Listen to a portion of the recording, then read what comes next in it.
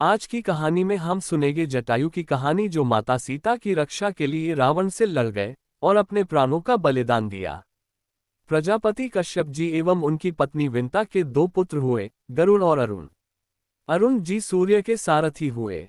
संपाति और जटायु इन्हीं अरुण के पुत्र थे। बचपन में संपाति और जटायु के बीच शर्त लगी कि कौन सबसे ऊपर तक उड़ सकता है। दोनों ने सूर्य मंडल को स्पर्श करने के उद्देश्य से लंबी उड़ान भरी। सूर्य के असह्य तेज से व्याकुल होकर जटायु तो बीच से लौट आए, परंतु संपाति उड़ते ही चले गए। सूर्य के निकट पहुंचने पर सूर्य के प्रखर ताप से संपाति के पंख जल गए और वह समुद्र तट पर गिरकर चेतना शून्य हो गए।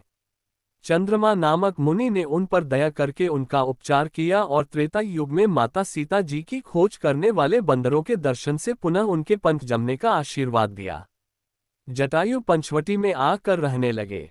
एक दिन शिकार के समय महाराज दशरथ से इनका परिचय हुआ और यह महाराज दशरथ के अभिन्न मित्र बन गए।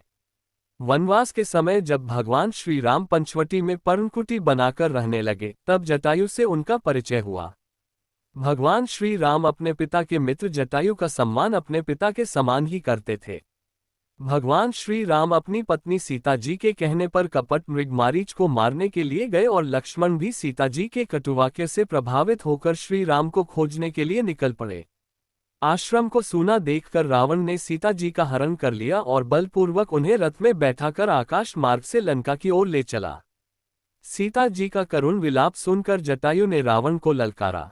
जटायु का रावण से भयंकर संग्राम हुआ और अंत में रावण ने तलवार से उनके पंख काट डाले। जटायु मरणासन होकर भूमि पर गिर पड़े और सीता जी को लेकर रावण लंका की ओर चला गया। सीता जी को खोजते हुए भगवान श्री राम की दृष्टि घायल जटायु पर पड़ी। जटायु मरणासन थे। वह श्री राम के चरणों का ध्यान करते हुए उन्हीं की प्रतीक्षा कर रहे थे।